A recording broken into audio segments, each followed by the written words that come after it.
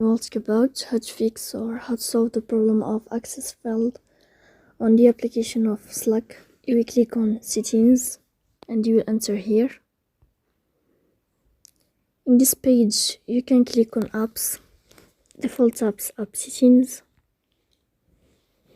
On above you can search about Slack app and you will enter here.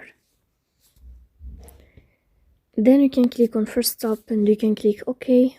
After that you'll enter to the window or storage. Then you can click clear cache. Don't click clear data because that can cause you errors or can delete your account. So please don't forget to support us by like and subscribe. See you next time in another video, and thank you for your attention and your watching. Goodbye.